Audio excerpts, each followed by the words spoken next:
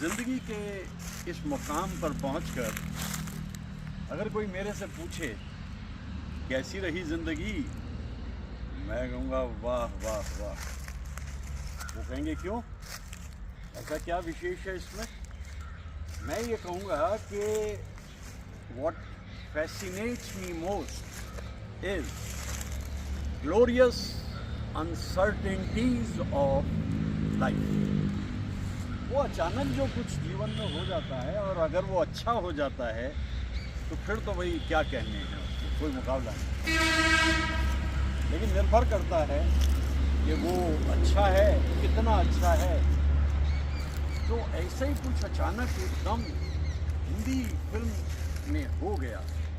दिन था 27 सितंबर 1969। अब 27 सितंबर वैसे वर्ल्ड टूरिज़्म डे है भाई। ऐसा क्या अच्छा हो गया? ऐसा अच्छा ये हुआ कि शक्ति सामंत साहब ने अपनी फिल्म आराधना कर दी रिलीज। फिल्म शुरू से ही आसमान को छूने लगी, खूब इसको रिस्पॉन्स अच्छा मिला। और वो नौजवान जो पिछले 4 बरस से अपना वक्त आने का इंतज़ार कर रहा था, वो छा गया, भा गया लोगों को। और यहाँ तक कि जो स्टार्स का नाम दिया जाता था कलाकारों को, उसके लिए शब्द कॉइन किया गया सुपरस्टार। ये थे राजेश खन्ना। राजेश खन्ना एक कंपटीशन के ज़रिए फिल्म्स में आए थे। 1965 में कंपटीशन हुआ और उसमें उन्होंने नंबर 1 जगह पाई। ये वो कंपटीशन होते थे जिसमें हज़ारों नौजवान हिस्सा लेते थे। पहले धर्मेंद्र जी ने भी इस कंपटीशन को 1958 में। तो राजेश खन्ना को फ़ायदा ये हुआ कि जूरी जो होती थी 10 या 12 प्रोड्यूसर्स की, उन सब ने ये तय कर रखा था कि जो जीतेगा उसको एक एक फिल्म तो कम से कम देंगे। एक फिल्म आई, अकेले हैं चले आओ कहाँ आवाज़ दे तुमको कहाँ हो। इसमें राजेश खन्ना दिखाई देती है और यहाँ से लगने लगा कि भाई इस कलाकार में दमखम तो है। लेकिन असली जो दमखम राजेश खन्ना का नज़र आया वो आराधना। इसके बाद मेरे ख्याल से लगभग 163 फिल्म की हैं उन्होंने, और एक के बाद एक हर फिल्म हिट हो रही है। और उस इंसान की सबसे ख़ास बात है, very ordinary, looking like any other young boy, very ordinary, ठीक ठीक। लेकिन उस आदमी को अपने पे जो कॉन्फिडेंस है वो अलग है। उसका जो मैनरिज्म है, उसका जो रोमांस है, मैं उसे कहूँगा कि वो एज ऑफ रोमांस को वापस ले आया जो राज कपूर और नरगिस ने मिड 50s में बिखेरी थी, दुनिया पे लुटाई थी। वो age of romance Rajesh Khanna के साथ वापस आई, ऐसे खूबसूरत अंदाज में। रूप तेरा मस्ताना, प्यार मेरा दीवाना, भूल कोई हमसे ना हो जाए। और मज़े की बात यह है, उस इंसान को सेंस ऑफ म्यूज़िक बड़ी ज़बरदस्त है। इसलिए बर्मन दादा के साथ, उसके बाद उनके बेटे पंचम के साथ ऐसी धुनें मिली, ऐसा कमाल मिला कि आसमान पे सूरज एक आफताब छा गया। ओ मेरे दिल के चैन, चैन आए मेरे दिल ना कीजिए। अच्छा, ये आप कहिए अचानक राजेश खन्ना कहाँ से आ गए? भाई राजेश खन्ना आ गए। आजकल मैं बात कर रहा हूँ फिल्मों मेनिया की, और 3 लहरों का जिक्र मैं ऑलरेडी कर चुका हूँ। और अब मैं जो आपके सामने जिक्र कर रहा हूँ, ये 4थी लहर है जो राजेश खन्ना के आने के साथ आ गई।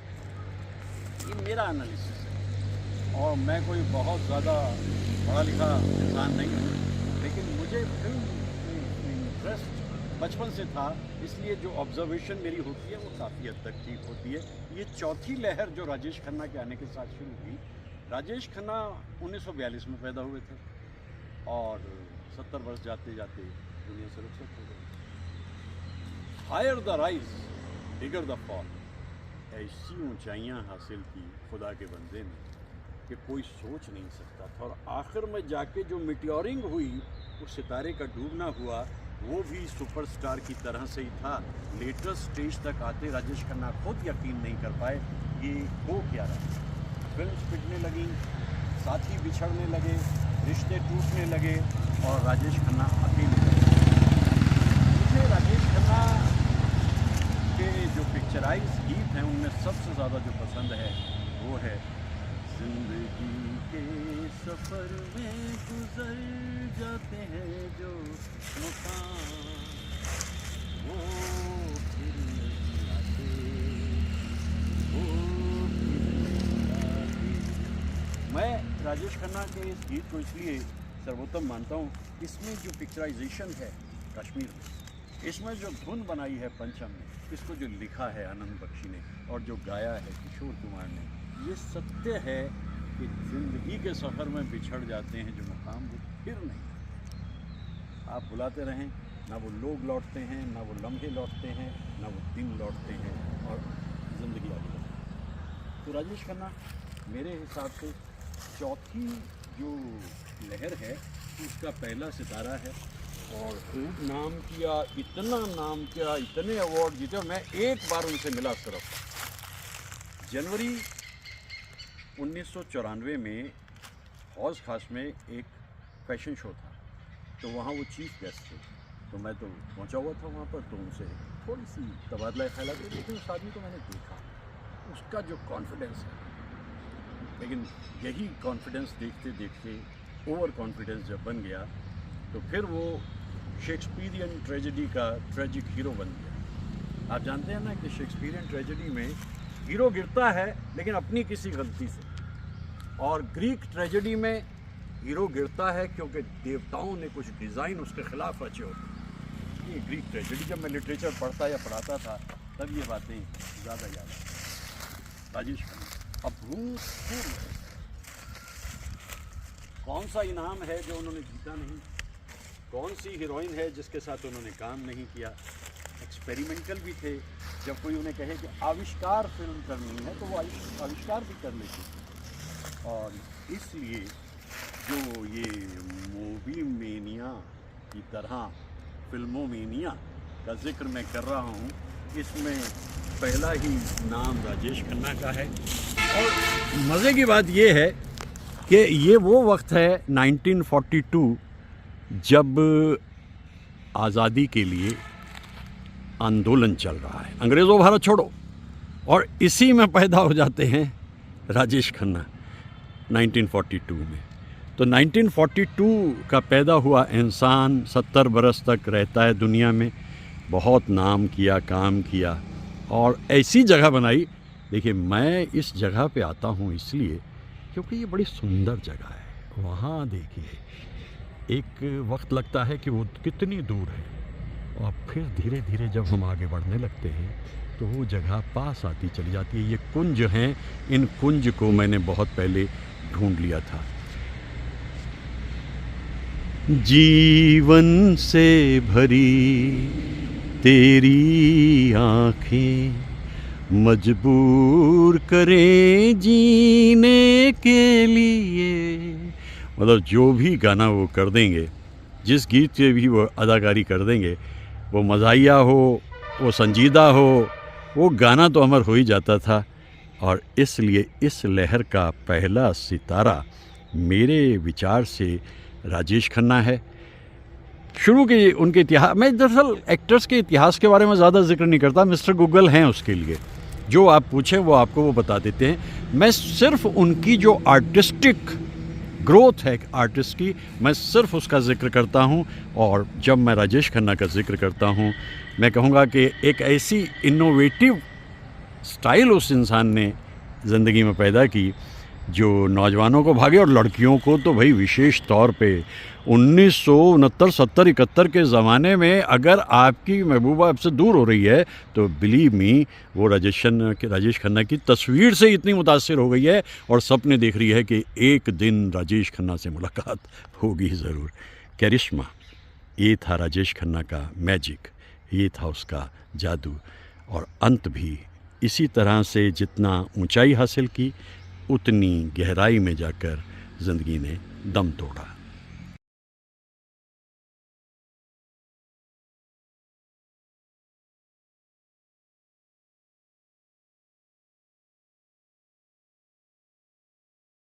नाइनटीन 42, चलिए माना हमने कि उसमें तो अमिताभ बच्चन भी पैदा हुए थे, लेकिन अमिताभ बच्चन से तो मैं पहले की बातें कर रहा हूँ, क्योंकि मैं चौथी लहर में जिन कलाकारों को लेके चल रहा हूँ उसमें नंबर 1 पे राजेश खन्ना है और नंबर 2 पे रवि कपूर है। हैंडसम इंसान। और कॉलेज में लगभग एक ही वक्त में पढ़ रहे हैं राजेश खन्ना भी और रवि कपूर भी। रवि कपूर को भी ये लगा कि भाई मुझे एक्टर बनना है, और उसके पास एक एडवांटेज थी। एडवांटेज ये थी कि उसके अंकल जो हैं वो फिल्म्स में ड्रेस सप्लाई करते थे, और ये उनको देने के लिए स्टूडियो में चले जाते थे रवि। और वहाँ जाकर के पहुँचे, देखा तो शांताराम जी की एक फिल्म पे पहुँच गए, और शायद फिल्म का नाम था सहरा। तो वहाँ जो देखा प्रोडक्शन वालों ने, अरे हैंडसम आदमी है, चलो इसको रोल दे दे। अरे एक्टिंग करोगे? हाँ, रवि ने कहा जी क्यों नहीं, बिल्कुल ज़रूर करूँगा। तो एक्टिंग करने की जब बात है, यानी प्रिंस बना दो, राजकुमार बना दो। और राजकुमार बना करके जब उन्हें दूसरी तरफ पहुंचाया तो रवि ने देखा कि वहाँ तो 300 राजकुमार इसी तरह की ड्रेस पहने पहले बैठे हुए हैं। ये उनमें से एक है। मैं बात जितेंद्र की कर रहा हूँ। जितेंद्र, इसके बाद शांताराम जी ने वादे के मुताबिक उन्हें गीत गाया पत्थरों ने, फिल्म दी। बड़ी अच्छी बनी हुई फिल्म, लेकिन चली नहीं। और फिल्म इंडस्ट्री की ख़ास बात यही है, जो सिक्का चला नहीं वो सिक्का आउट ऑफ मार्केट, वो हंसने वाला आदमी है। इतने में साउथ से किसी ने एक ऑफ़र उनको दिया, तो वही एक बड़ी हंसती खिलखिलाती मुस्कुराती सी फिल्म है, जितेंद्र करोगे? जितेंद्र ने कहा जी बिल्कुल करूँगा, मेरे पास चॉइस क्या है। और वो फिल्म थी फ़र्ज़, और ऐसा फ़र्ज़ निभाया उस फिल्म में, जैसे ही एकदम से जितेंद्र आते हैं, मस्त बहारों का मैं आशिक, मैं जो चाहे यार करूं, चाहे गुलों के साए से खेलूं, चाहे कली से प्यार करूं, सारा जहां है मेरे लिए। हाय हाय हाय हाय, वही छा गए जितेंद्र। अब तो उनके पीछे लग गई लाइन प्रोड्यूसर्स की। मेरे ख्याल से कम 220 के करीब फिल्म की है जितेंद्र ने अपनी ज़िंदगी में।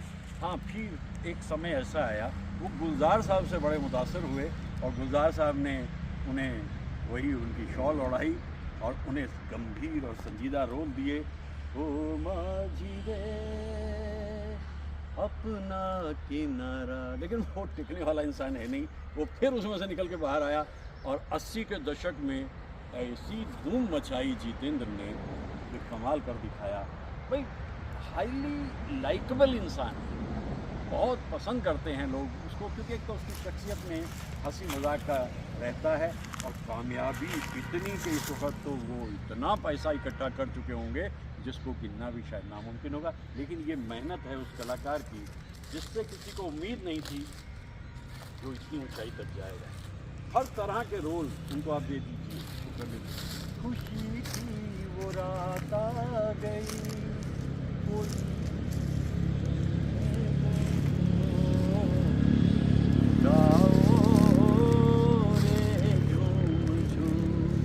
ये संजीदा गीत भी उनके ऊपर मौजूद है, तो वो इसको भी बड़े इत्मीनान से करते हैं। चांदी की दीवार न तोड़ी, प्यार भरा दिल तोड़ दिया, प्यार भरा दिल तोड़ दिया। और बड़ी उदासी में इस गाने को जितेंद्र ने इस पर पिक्चराइज़ की, लेकिन जितेंद्र इस बात को शायद समझते होंगे या नहीं भी समझते होंगे कि चांदी की दीवार उन्हीं के लिए नहीं, और भी जगहें ऐसी हैं जहां चांदी की दीवार नहीं टूट पाई, और गाने वाले इस गीत को गा भी नहीं पाए। न जाने कितने लोगों की ज़िंदगी में ऐसा हो जाता है, गायबाना सामने नहीं आता।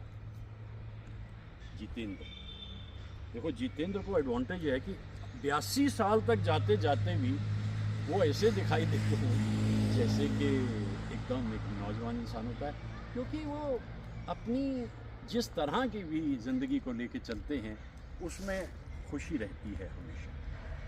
फिल्म में जो हीरोइंस हैं वो उन्हें बेहद पसंद करती हैं, प्रोड्यूसर बेहद अच्छा पसंद करते हैं उनको, और कोई फिल्म उनको आप दे दीजिए, मुमताज़ के साथ में भी उन्होंने फिल्म, और मुमताज़ के साथ में कोई दौर ऐसा आया कि इतनी अच्छी अच्छी फिल्म उनको करने को मिली।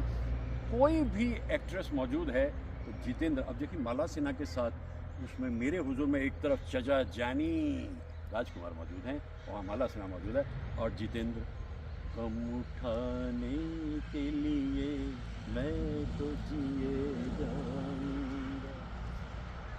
बाद में जितेंद्र ये समझ गए कि ट्रेंड चेंज हो रहा है और वो प्रोडक्शन उनका एक हाउस हो गया, बेटी और बेटे दोनों ही बड़े कामयाब। तो जितेंद्र ने समझा कि मुनासिब वक्त है, अब कुछ करने धरने की तो ज़रूरत है नहीं, और इत्मीनान से खुशी से अपनी ज़िंदगी को उन्होंने एक नया आयाम दे दिया।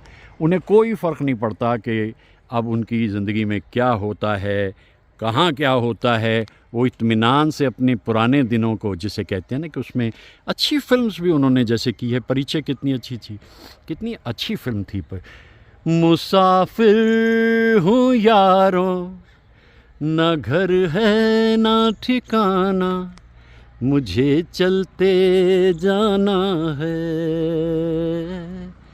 बस चलते जाना। कितने गीत रफ़ी साहब ने गाए हों, किशोर दा ने गाए हों।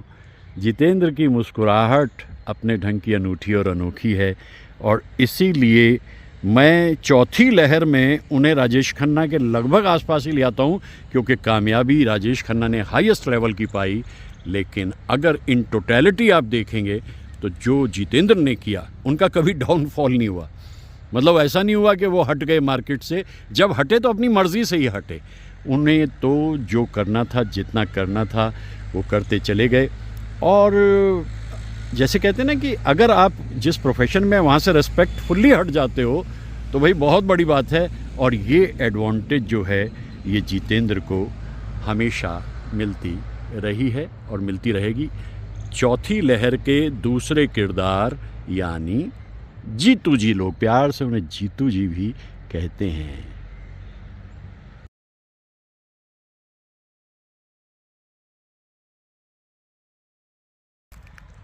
हरिहर जरीवाला, हरिहर जरीवाला। अब हरिहर जरीवाला जो हैं ये अपने ढंग के एक अनोखे कलाकार हैं। 1938 में दुनिया में आए थे, यानी इन दोनों कलाकारों से वो काफ़ी सीनियर थे।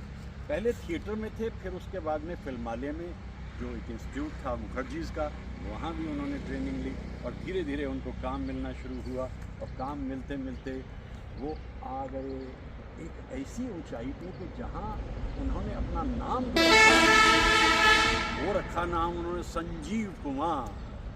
संजीव कुमार को पहली बार जब मैं इत्मीनान से देख रहा था फिल्म्स में, ओहरे ताल मिले नदी के जल में, नदी मिले सागर में, सागर मिले कौन से जल में, कोई जाने ना।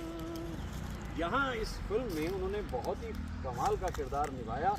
लेकिन धीरे धीरे ये लगने लगा, देखो भाई ये वो तो नहीं है जैसे चॉकलेटी हीरो हमारे चलते थे उस ज़माने में, फिल्म में कामयाब होते थे। ये तो अलग तरह का इंसान है।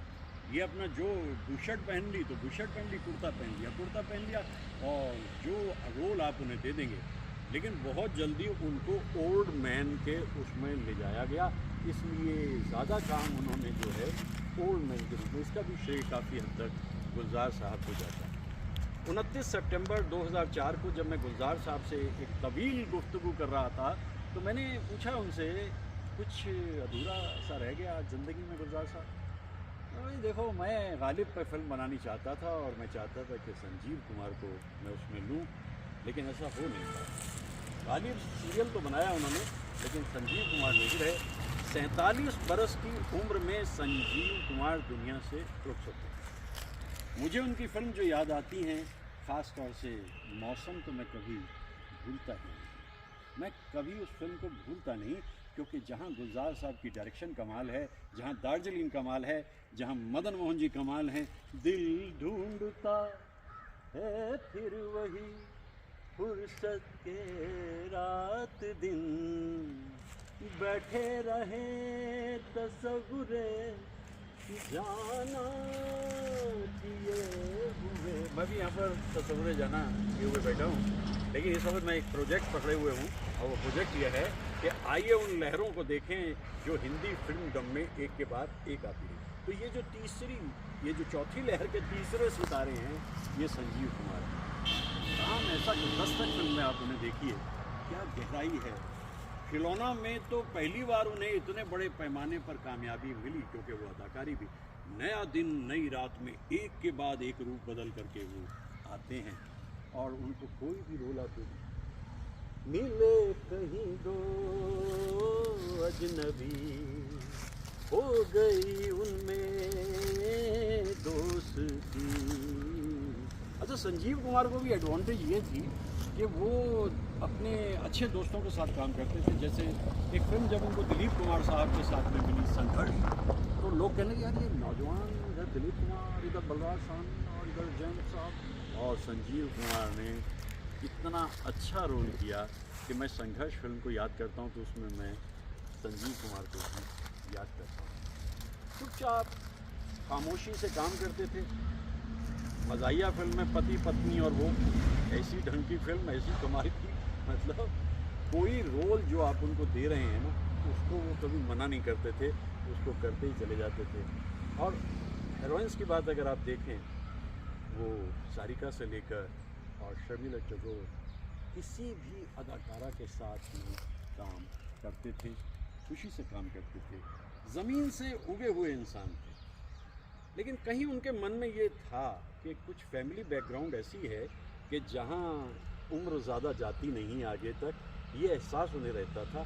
जिस तारिका ने, जिस अदाकारा ने उनसे बेहद मोहब्बत की, उनसे विवाह तो नहीं हो पाया, और संजीव कुमार शायद इसलिए विवाह नहीं कर पाए। वो संजीव कुमार खुद किसी को प्यार करते थे, और जिससे प्यार करते थे वो किसी और से प्यार करते थे। तो संजीव कुमार की ज़िंदगी में ये ज़रूर हुआ, अब जैसे शोले में वो ठाकुर का रोल करते हैं, सारे किरदार उनके चारों तरफ घूमते हैं। सीता और गीता में बड़े मस्ती का रोल करते हैं और इत्मीनान से काम करते हैं। लेकिन हुआ वही कि ये जो दिल का मामला है ना, ये तोड़ देता है, ये ज़िंदगी को निचोड़ देता है। आपके अंदर के जज्बात वो नहीं रहते जो उस उम्मीद से रहते हैं कि हाँ एक दिन हम मिल जाएंगे। ऐसा कुछ हुआ नहीं संजीव कुमार की ज़िंदगी में। तो संजीव कुमार तो आगे बढ़ते चले गए, नेशनल अवार्ड भी उनको मिल रहे हैं, फिल्म फेयर अवार्ड भी उनको मिल रहे हैं, हर जगह हाईली रेस्पेक्टेड इंसान है संजीव कुमार। सिगरेट पीने के आदी थे, टूटा सा मारते थे इस तरीके से, वो उनका अपना एक स्टाइल था। बहुत ही नेचुरल फ्लेवर का एक्टर है, बहुत ही नेचुरल, और बड़े अच्छे ढंग से काम करता है। हीरोइंस हों, हीरो हों, कोई किसी जगह भी अगर मौजूद है, अगर दिलीप कुमार साहब के साथ काम करना है कोई प्रॉब्लम नहीं है, इधर राजेश खन्ना के साथ है तो नो प्रॉब्लम। कोई एक्टर उनके पास आ जाओ, कोई एक्ट्रेस उनके पास आ जाओ, संजीव कुमार को उस रोल में पूरी तरीके से उतर जाते थे और पूरी तरह से उसमें छा जाते थे। तो मैं, ये जैसे कोई रिसर्च पेपर नहीं है, रिसर्च तो करा ली अपने ज़माने में जितनी करानी थी, लेकिन ये जो मैं कर रहा हूँ ये सिर्फ ये है कि रिवाइंडिंग अ लॉन्ग लॉस्ट इरा। ये जो पत्तों की तरह से गिरे पड़े हैं उस दौर के कुछ लम्हे, इनको समेटने की कोशिश कर रहा हूँ खूबसूरत जगहों पे जाकर, और उन कलाकारों को याद करके जिनकी वजह से एक से एक कमाल की फिल्म्स बनती रहीं और लहरें बदलती रहीं, एक आती दूसरी जाती रही, और हम उस दौर को पीते रहे, जीते रहे। और आज भी इतने बरसों के बाद उन फिल्म्स को जब हम देखते हैं, मैं तो कमाल मानता हूँ। मौसम और आंधी में भी क्या था, अर्जुन पंडित में भी क्या, और अंगूर में देखिए ना। जब आप सेंस ऑफ ह्यूमर की बात करें तो संजीव कुमार की सेंस ऑफ ह्यूमर भी, मतलब आज मैं सोचता हूँ कि गुलजार साहब ने अपनी ज़िंदगी में कितनी तन्हाई महसूस की है कि संजीव कुमार नहीं रहे, पंचम भी नहीं रहे, किशोर कुमार भी नहीं रहे, और ये उनकी टोली के बड़े ही अहम मेंबर्स होते थे। लेकिन शो गोज़ ऑन, ज़िंदगी चलती रहती है। वो तो गाया था ना कि मुसाफिर हूँ यारो, न घर है न ठिकाना। गुलजार साहब का लिखा हुआ ये जो गीत है, ये इस बात की तस्दीक करता है कि कितना आगे बढ़ जाइए, कहीं तक आगे चलते चले जाइए। जो छूटना है ज़िंदगी में, जब छूटना है वो छूटना ही है, और ऐसा ही कुछ संजीव कुमार के साथ भी हुआ, जल्दी, बहुत जल्दी रुखसत हो गए। जैसे मैंने अभी कहा कि चांस ले लेते थे, और चांस ले लेते थे। फिल्म कभी शुरू में सोचिए कि एक इंसान निशान जैसी स्टंट फिल्म से शुरू कर रहा है, और उसके बाद में वो जो मुहावरा है हिंदुस्तान में एक्टिंग का, वो उसको तब्दील कर देता है। तो ये देखिए ना कि इतना आसान तो नहीं था, क्योंकि इतने सारे सितारे वहाँ पर मौजूद हैं फिल्म इंडस्ट्री में। जब संजीव कुमार की एंट्री हुई, पहली बार जो संजीव कुमार को लोगों ने पसंद किया, वो एक फ़िल्म शिकार आई थी, और उसमें धर्मेंद्र मौजूद थे, आशा पारिक मौजूद थी। जब लोग बाहर निकल के आए तो वो धर्मेंद्र के बारे में ज़्यादा बात नहीं कर रहे थे कि यार इसमें वो नया लड़का है, वो संजीव कुमार, उसने रोल बड़ा कमाल का किया है भाई। तो देखिए, पता हुआ ना कि भाई होनहार बिरवान के होत चीकने पात, पहले ही पता हो जाता है कि ये बंदा कहाँ तक जाएगा, कितना आगे बढ़ेगा, क्या क्या कमाल करके दिखाया। वो कमाल तो संजीव कुमार ने करके दिखाए। मोहब्बत ज़िंदगी में रह गई होती अगर, तो बात कुछ और होती।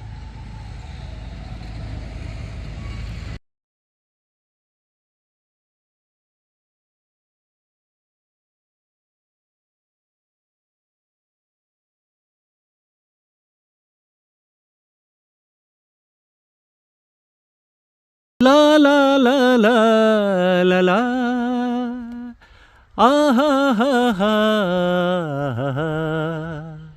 ला ला ला ला ला ला ला ला ला ला ला ला, आ हा हा हा हा, आ हा हा हा, आ हा हा हा हा, आ हा हा हा हा, ला ला ला ला ला ला ला ला ला ला ला ला ला, आ हा हा हा। अब तक मेरे गिने चुने चुटकी भर श्रद्धालु समझ चुके हैं, ये मेरी थीम ट्यून है। जब भी कोई वीडियो मैं बनाता हूँ, कभी कभी उसमें, अक्सर तो नहीं, कभी कभी उसमें शुरू में ही लगा देता हूँ, क्योंकि ये ट्यून ना जाने इसके सुर मेरे मन में कैसे बंधे हुए हैं, और इन सुरों को मैं अपने अंतर में कहीं दूर तक महसूस करता हूँ, और इसके बाद फिर मैं अपनी बात कहना शुरू कर देता हूँ।